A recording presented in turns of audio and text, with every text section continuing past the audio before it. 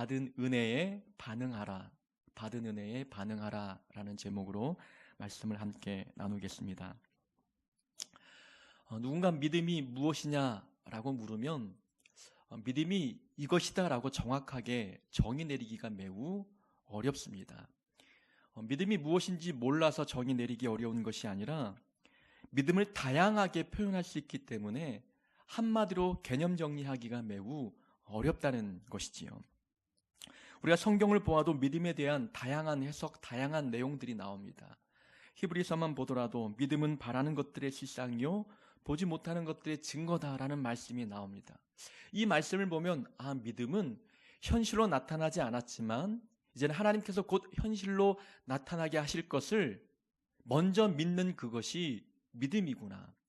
보이지 않는 것을 보는 것처럼 믿는 것이 믿음이구나. 이 말씀만 보면 그렇게 믿음을 정의 내릴 수가 있겠지요. 또 히브리서 다른 구절에 보면은 믿음은 믿음이 없이는 하나님을 기쁘시게 못한다라는 말이 있잖아요. 그 말씀을 보면 하나님을 기쁘게 해드리는 삶이 믿음이다라고 개념 정리를 할 수가 있는 것이지요. 또 믿음의 많은 사람들을 보면 헌신하는 분, 충성하는 분, 또 담대한 분, 순종하는 분들이 나옵니다. 그런 사람들의 삶의 모습을 보면 담대함이 믿음이구나, 순종이 믿음이구나 라고 다양하게 표현할 수가 있는 것이지요. 그래서 믿음은 정말 어떤 한 문장으로 개념 정리하기가 매우 어렵죠. 믿음은 다양하게 또 구체적으로 여러 분야로 설명이 가능하기 때문에 그렇습니다. 믿음을 개념 정리함에 있어서 딱 세 가지는 우리가 기억해야 합니다. 믿음을 이야기할 때 믿음의 대상이 누구냐? 우린 또 무엇을 믿는 것이냐? 그리고 또 믿음이 있을 때 어떤 현상과 어떤 변화가 있느냐? 이 세 가지는 꼭 들어가야 하는 것이지요. 우리는 살아계신 하나님을 믿는 겁니다. 하나님이 살아계심을 믿는 거죠. 하나님이 믿음의 대상입니다. 예수님이 우리를 위해 죽으시고 십자가 위에서 죽으시고 부활하신 이 내용을 믿는 겁니다. 그리고 믿음 있는 자들은 삶이 변화되는 거죠. 믿음에 걸맞는 삶의 변화, 믿음에 걸맞는 삶의 행동이 나타나야 되는 것이 바로 믿음의 특징입니다. 그래서 야고보서에 보면은 행함이 없는 믿음은 죽은 믿음이다 라는 표현이 있지 않습니까? 그 말씀을 토대로 보면은 믿음이라는 것은 명사가 아니라 동사의 개념으로 우리는 받아들여야 된다는 것을 깨닫게 됩니다. 이처럼 믿음은 참으로 다양하게 그리고 폭넓게 개념 정리할 수 있는 그런 단어다라고 우리가 말씀드릴 수가 있겠습니다. 우리가 지난주 수요일에는 예수님의 제자라면 두 가지를 균형 있게 맞춰야 된다고 말씀을 드렸습니다. 이웃과의 수평적인 관계, 하나님과 수직적인 관계가 균형 있게 맞춰져야 된다라는 말씀을 오늘 본문 앞본문을 통해서 우리가 함께 말씀을 나누었습니다. 수평적인 관계에서 우리가 말씀을 들었을 때에는 작은 자라 할지라도 또 공동체 안에 영향력이 없는 사람이라 할지라도 그들을 실족해 하고 또 상처받게 하지 말아야 된다라고 말씀을 들었고, 그리고 또한 지체가 죄를 짓고 회개하면 그 회개가 7번이라도 그러니까 끝까지 용서하라라는 것이 주님이 이웃과의 관계를 맺을 때 우리가 보여드려야 할 삶의 모습이라고 우리가 말씀을 들었습니다. 그 말씀을 제자들에게 해주셨는데 제자들이 이 말씀을 듣고 보통의 믿음이 아니고서는 정말 그 말씀에 순종하기 어렵겠다 판단이 되었습니다. 그래서 예수님께 믿음을 더해달라고 요청했죠. 믿음이 작으니 큰 믿음을 주시면 그 말씀에 우리가 기꺼이 순종할 수 있는 담대함이 있을 것 같습니다 라고 부탁을 드렸지요. 근데 예수님은 겨자씨의 비유를 통해서 겨자씨만한 믿음이 있으면 뽕나무를 명하여 바다에 심기게 하면 그렇게 순종하게 될 것이다 라는 그런 말씀을 해주셨던 거죠. 그래서 믿음의 문제가 아니라는 겁니다. 하나님 말씀의 순종은 믿음의 문제가 될 수 없다. 믿음을 핑계대지 말라라는 것이 이제 지난주 수요일에 말씀의 골자였습니다. 그래서 믿음을 우리가 분량의 개념으로 받아들일 것이 아니라 믿음이 생명력이 있느냐, 믿음은 생명력으로 받아들여야 되는 것이지 분량의 개념으로 받지 말 것을 우리에게 말씀해 주셨던 것입니다. 이렇게 믿음에 대한 이야기를 하신 다음에 그 다음에 나온 본문의 내용이 바로 10명의 나병 환자의 이야기입니다. 우리가 보통 복음서를 보면은 이제 복음서 기자가 자기 복음서 안에 여러 가지 사건을 편집해 넣을 때에 그 순서가 매우 중요하다고 말씀을 드렸습니다. 그래서 본문 하나의 본문을 해석하고 묵상할 때에 그 전후에 어떤 내용이 있는지를 함께 보면 그 본문의 맥락을 잘 이해하기 쉽다라고 말씀을 드렸습니다. 예수님께서 제자들에게 믿음에 대한 이야기를 한 다음에 나병 환자에 대한 사건을 말씀해 주셨다는 거죠. 이것은 믿음과 관련 있는 사건임을 우리에게 보여주고 있는 것입니다. 10명의 나병 환자가 예수님의 은혜로 말미암아 고침받았습니다. 예수님이 갈릴리와 사마리아 지역 사이를 지나가시다가 10명의 나병 환자가 외치는 소리를 들었습니다. 우리를 고쳐달라고 외치는 소리를 듣고 예수님께서 그들을 직접 안수해 주신 것이 아니라 제사장에게 가서 몸을 보이라 명령하셨습니다. 당시만 해도 제사장은 이 나병 환자의 몸을 검사한 뒤에 완치가 되었다 판단이 되면 공동체 안으로 돌려보낼 수 있는 권한이 있었습니다. 그러니까 제사장에게 몸을 보이라는 거죠. 그래서 이제 몸이 이제 완치가 되지 않았지만 주님이 그렇게 말씀하시니 그 말씀에 순종하고 제사장에게 몸을 보이기 위해서 가던 중이었습니다. 근데 가던 중에 몸이 나았어요. 근데 그 몸이 나는 현상을 보고 사마리아인 한 사람만 예수님께 다시 돌아와서 감사의 표시를 해 주었던 것이지요. 이것이 바로 오늘 본문의 줄거리입니다. 이것이 그러면 믿음과 어떤 맥락에서 일맥상통하느냐라는 것입니다. 예수님께서 제자들에게 겨자씨만한 믿음이 있을 것을 말씀하셨고 믿음은 분량의 개념이 아니라 믿음은 생명력이다라는 말씀을 해주셨습니다. 그 맥락에 빗대어 오늘 본문을 보면은 그럼 믿음은 또 무엇이냐라는 겁니다. 믿음이라는 것은 반응이라는 거예요. 받은 은혜에 대해서 어떻게 반응하느냐에 따라서 그 사람의 믿음의 정도를 판단할 수 있다는 겁니다. 은혜를 다 받을 수 있습니다. 신앙생활을 하면 기적도 체험할 수 있고 은사도 받을 수 있고 복도 받을 수 있습니다. 삶의 성공도 믿음으로 이룰 수 있습니다. 그러나 그것만이 믿음이냐? 그렇지 않다는 겁니다. 하나님께서 인정하시는 믿음은 그런 복과 은혜와 기적과 성공을 다 얻은 뒤에 그 다음에 하나님께 어떻게 반응하느냐라는 것입니다. 받은 은혜가 있는 건 인정이 되지만 받은 은혜 앞에 어떻게 믿음의 반응을 보이느냐, 그 반응이 그 사람의 믿음이라는 것입니다. 10명의 나병 환자 중에 한 명만 감사로 돌아왔습니다. 그러니까 감사의 반응을 보이는 것이 믿음이라는 것입니다. 우리가 오늘 본문은 정말 하나님이 기뻐하실 만한 믿음이 무엇이냐, 받은 은혜가 있다면 감사하는 반응을 보이는 그것이 바로 하나님이 인정하시는 믿음이라는 것입니다. 우리는 믿음을 다르게 생각합니다. 기적을 체험하면 정말 믿음이 좋은 줄 압니다. 뭔가 성공하면 믿음이 좋아서 그런 복을 누리고 있다고 생각을 합니다.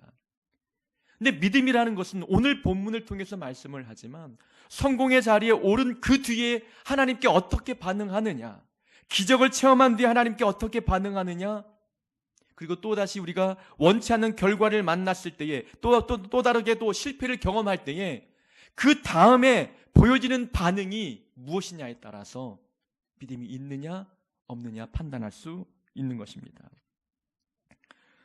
성경의 다른 본문에서도 하나님께서 인정하시는 믿음은 모두가 다 그 사람의 반응을 보고 한 믿음이었습니다. 제자들이 예수님과 함께 배를 타고 갈릴리 바다를 건너갈 때에 풍랑을 만나지 않았습니까? 예수님은 배 위에 잠이 드셨고 제자들은 바람이 불고 풍랑이 있는 그 가운데에 이제는 죽었구나 두려워하며 예수님을 깨우면서 우리가 죽어가는 것을 돌아보지 않습니까? 원망했습니다. 예수님께서 일어나신 뒤에 믿음이 적은 자여라고 책망하지 않았습니까? 환난과 고난 앞에 보여지는 그들의 반응을 보고 믿음이 큰지 적은지, 믿음이 있는지 없는지를 판단하신 겁니다. 내 삶에 문제가 다가왔을 때에 이 문제 앞에 내가 보여지는 이 반응, 그 반응이 그 사람의 믿음이었던 것입니다. 백부장의 믿음을 예수님이 칭찬하신 적이 있습니다. 하인의 병을 고쳐달라고 예수님께 부탁할 때 예수님이 백부장의 집에 직접 가시려고 했습니다. 그때 백부장이 집으로 찾아오는 것을 이제 만류했지요. 예수님의 능력을 믿고 말씀만 하시면 내 하인의 병이 낫겠습니다. 고백했지 않습니까? 그 믿음, 그의 반응을 보고 예수님께서 백부장의 믿음을 칭찬하신 겁니다. 한나는 아들을 얻기 위해서 끊임없이 간구하고 눈물로 기도했습니다. 그 다음 아들을 얻었을 때 어떻게 반응했느냐? 그 아들을 기도했던 대로 하나님께 바치지 않았습니까? 그 한나의 기도 응답 뒤의 반응을 보고 그녀의 믿음을 칭찬하시는 겁니다. 결국에는 우리가 실패든 성공이든 기쁜 일을 만나든 슬픈 일을 만나든 그 문제 앞에 내가 보여지는 이 반응이 나의 믿음이라는 거예요. 저는 제 믿음에 실망했던 적이 있습니다. 다리를 다치고 병원에 한 3개월 정도 입원해 있을 때에 불안하고 두렵고 원망과 불평들, 또 많이 또 아내와 다투기도 했고, 그런 상황을 보면서 다 지나고 보니까 수술의 모습이 너무나 부끄러운 겁니다. 창피스러운 거예요. 목사였는데 이 다친 이 다리를 바라보면서 해결의 기미가 보이지 않으니 불안하고 두려워했던 이 모습, 그 모습이 떠올려지니까 정말 믿음이 없구나라는 생각이 들었던 거예요. 이 상황 앞에 내가 보여주는, 하나님께 보여드리는 반응이 이것은 정말 믿음 없는 모습이었다는 겁니다. 그러니까 우리가 믿음이 있다 없다를 성공과 실패로 나뉘어서는 안 되는 겁니다. 부유하냐 가난하냐, 열심을 내냐 열심을 내지 않느냐, 은사가 많으냐 적으냐, 이것이 믿음의 유무를 판단하는 기준이 아닙니다. 어떤 상황을 맞이하든지 그 상황 앞에 보여지는 우리의 반응이 내 믿음이라는 것입니다. 그것이 바로 오늘 본문에서 말씀하고 있는 겁니다. 똑같이 기적을 체험했습니다. 똑같이 하나님의 은혜를 경험했습니다. 똑같이 하나님께 부르짖었더니 기도 응답을 받았어요.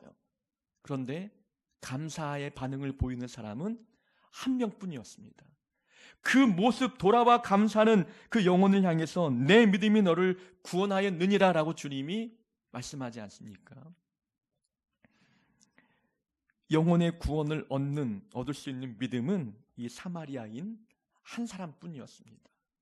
그의 믿음은 은혜를 받고 난 뒤에 보여준 그 사람의 반응을 보고 예수님이 그에게 믿음이 구원받을 만한 자격이 되는 그런 믿음이 있음을 인정하셨던 것입니다. 충성하고 헌신하고 순종하고 이 모든 것이 다 믿음이라 말할 수 있습니다. 그러나 오늘 본문을 통해서 우리가 마음 깊이 새겨야 할 믿음은 받은 은혜에 감사의 반응을 보이는 것, 이것이야말로 하나님이 인정하시는 믿음의 모습입니다. 10명이 치료를 받았습니다. 치료 방법은 참으로 독특했지요. 제사장에게 가서 몸을 보이라 주님이 말씀하시니까 이 나병 환자들이 이제 몸을 확인받기 위해서 이제 제사장에게 가게 되었지요. 보통 보면은 완치가 된 게 눈에 보여야만 제사장에게 찾아가잖아요. 그런데 아직 아무런 변화가 없는 상황에서 제사장에게 찾아가고 있다는 겁니다.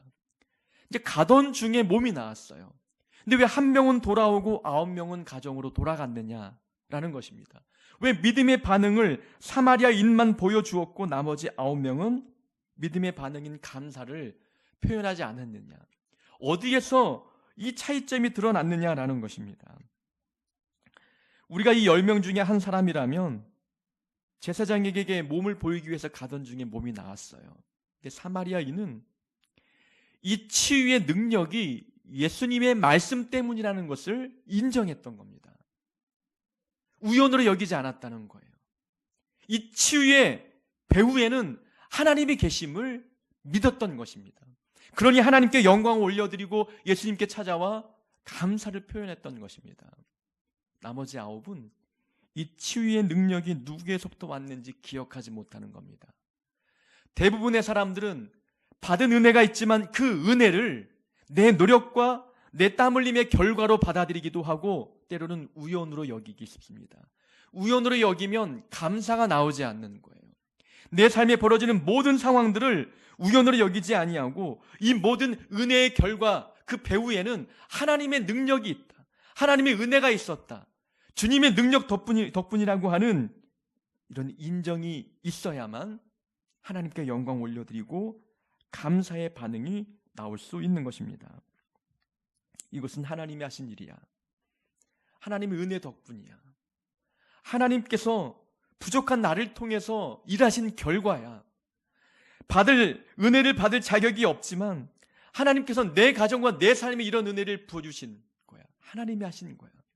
하나님이 하셨다고 인정하는 그때에 우리 마음에 감사가 나오는 것입니다. 하나님의 계획이 너무나 치밀하기 때문에 사람의 눈으로 볼 때에는 우연처럼 보일 때가 많습니다.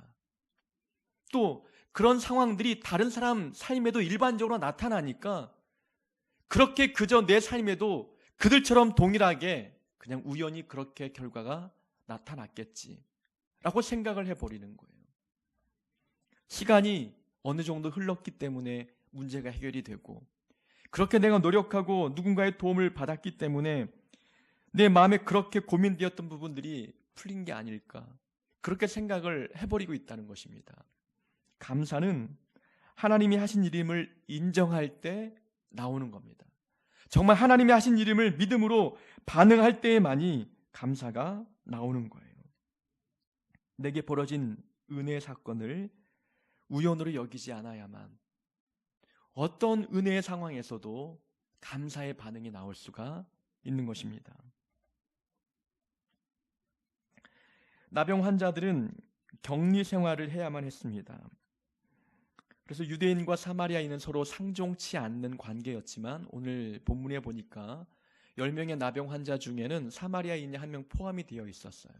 그러니까 북쪽에 있는 갈릴리 지역과 사마리아 지역 사이에 이제 그들이 모여 살았다는 것은 이제 갈릴리 지역에 살았던 유대인들 중에 나병 환자가 공동체에서 쫓겨나서 이제 사마리아 국경지대로 이제 쫓겨났고 사마리아에 살았던 그 나병 환자도 공동체에 머물지 못하니까 북쪽으로 쫓겨간 거예요. 그러니 이제 그들은 같은 이제 아픔을 안고 있는 사람이었기 때문에 혈통은 달랐지만 함께 모여 살고 있었습니다. 그 10명이 모여 살면서 그들이 가장 고통받고 힘들어했던 부분은 가족을 만나지 못하는 것, 공동체로부터 격리된 것, 그 고독과 외로움이 그들 마음에 가득했던 거예요. 그들의 정말 큰 소원이 있다면 다시 공동체로 돌아가는 겁니다. 사회로 돌아가서 가족을 만나고 친구를 만나서 정상적인 삶을 살고 싶은 것이 그들의 소망 아니겠습니까? 그들이 왜 낫고 싶어 하겠습니까? 육체의 고통도 해결받겠지만 남들처럼 정상적인 삶을 살고 싶은 마음이 있기 때문에 주님이 눈에 보이자 간절히 부르짖었던 것입니다. 그래서 그들은 내가 병만 나으면 하고 싶은 게 너무 많은 거예요. 그렇지 않겠습니까? 우리도 어떤 기도의 제목들이 응답만 되면 하고 싶은 게 너무나 많습니다. 근데 10명이 다 고침을 받았습니다. 9명은 꿈꿔왔던 삶이 눈앞에 펼쳐지기 시작하는 거예요. 하고 싶은 일이 눈에 먼저 보이는 겁니다. 보고 싶은 사람이 먼저 눈에 보이는 거예요. 그러나 사마리아인은 자기 나음을 확인한 뒤에 하나님께 영광을 올려드리는 것을 가장 먼저 생각했습니다. 하나님이 가장 먼저 떠올라졌던 거예요. 주님이 하셨던 그 말씀이 먼저 마음에 떠올려지자 만나고 싶은 사람이 있고 하고 싶은 많은 행동이 있었지만 그 모든 것들을 누르고 하나님께 영광 올려드리며 주님 앞에 다시 찾아왔습니다. 하고 싶은 것이 많지만 그것을 뒤로 하고 하나님께 먼저 예배하는 그것이 믿음인 거예요. 내가 하고 싶고 누리고 싶은 건 많이 있지만 하나님의 영광을 위해서 참는 것, 절제하는 것, 포기하는 것, 그것이 믿음이라는 것입니다. 다른 9명이 가족을 만난 뒤에 감사를 했는지 안 했는지는 성경에 나오지 않지만 그러나 우리가 추측하건대 또 경험을 통해서 단언하건대 감사는 뒤로 미루면 사라져버린다는 거예요. 감사의 마음은 그 즉시 감사가 마음에 밀려올 때 하나님께 감사합니다 표현하지 아니하면 조금만 시간이 지나도 그 감사의 마음이 사라져버립니다. 신기하게도 불평, 원망, 미움은 시간이 지나도 오래 남아요. 사라지지 않습니다. 근데 받은 은혜에 대한 감사는 그 즉시 표현하지 아니하면 조금만 시간이 지나도 사라진다는 것을 우리는 경험을 통해서 느끼지 않습니까? 9명의 고침받은 나병 환자들, 그들이 보고 싶은 사람 먼저 만나고 하고 싶었던 것, 또 먹고 싶었던 것 먼저 한 뒤에 감사하겠다? 아니라는 겁니다. 이 감사는 하나님께 영광을 올려드리는 행위예요. 내게 주어진 모든 것이 하나님의 은혜 덕분입니다라는 것을 행동으로 표현하는 겁니다. 하나님께 영광을 올려드리는 거라는 거죠.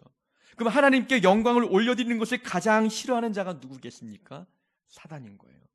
사단이 우리 삶에 침투해 들어와서 가장 방해하는 부분은 감사하지 못하게 만드는 것. 왜냐하면 감사 자체가 하나님께 영광을 올려드리는 행위이기 때문에 우리의 입에 감사를 하지 못하도록 막아버리는 역할을 하는 거예요.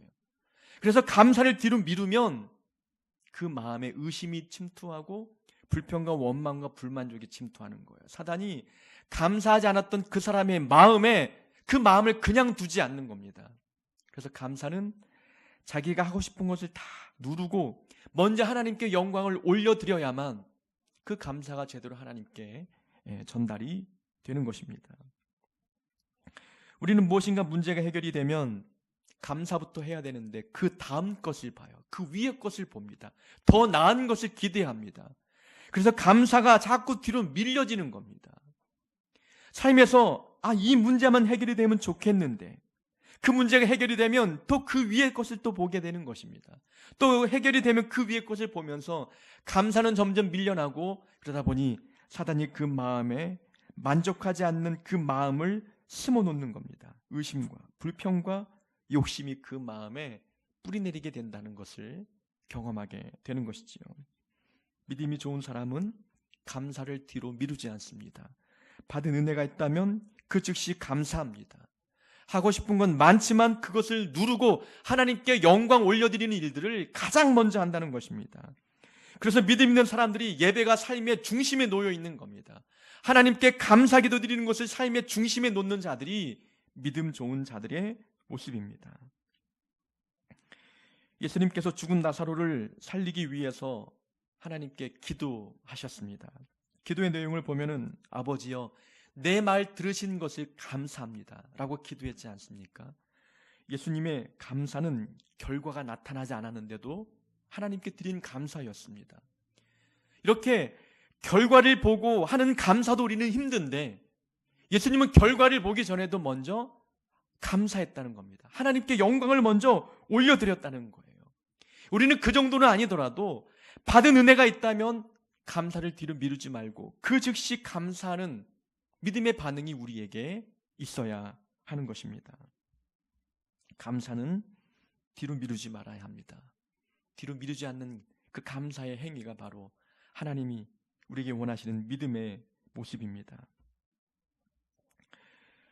나병 환자는 10명은 모두 믿음이 좋아 보였습니다. 처음에는 그랬지요. 부르짖었습니다. 예수님이 보이자 부르짖었고, 부르짖었다는 것은 예수님이 내 문제를 해결해 주실 수 있는 분이라고 인정했기 때문에 부르짖은 것 아니겠습니까? 또 제사장에게 몸을 보이라 말씀하니 변화가 일어나지 않았지만 주님 말씀에 순종하는 모습도 보여주었어요. 이것만 보더라도 10명 모두가 믿음 있어 보인다는 거예요. 그런데 예수님이 인정하시는 믿음은 한 사람이었다는 거죠. 그러면 부르짖은 건 뭐고 말씀에 순종한 건 뭐냐라는 겁니다.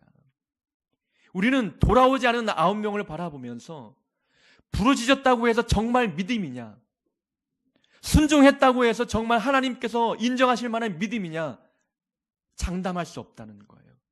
간절하면 순종하게 되어 있어요.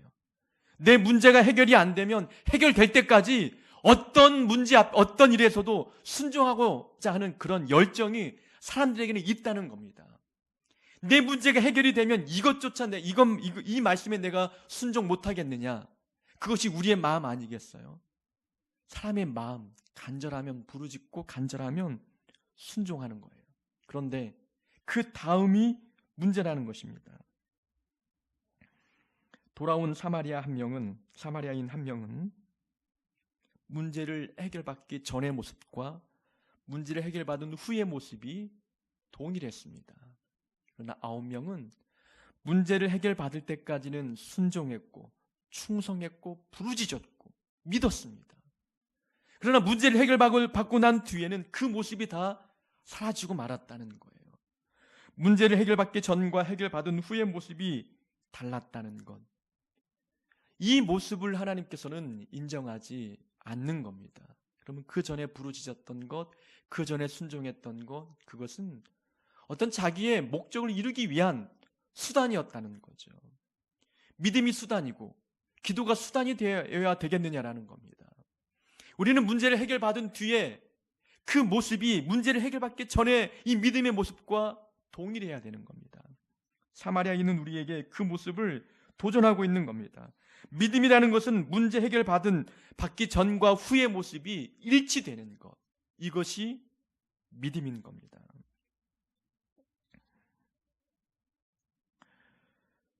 사람의 마음은 참으로 간사합니다. 그래서 없던 열정, 그 신앙도 어떤 문제가 딱 터지면 굉장히 열정을 가지고 하나님 앞에 나와 기도하고 또 예배 드리잖아요. 근데 그 열정과 그 열심이 그 견디기 힘든 문제가 딱 사라지고 나면 열정과 믿음도 그냥 식어져 버린다는 겁니다. 그러나 정말 하나님께서 인정하시는 믿음은 한결같은 믿음인 거예요. 흔들림이 없는 믿음.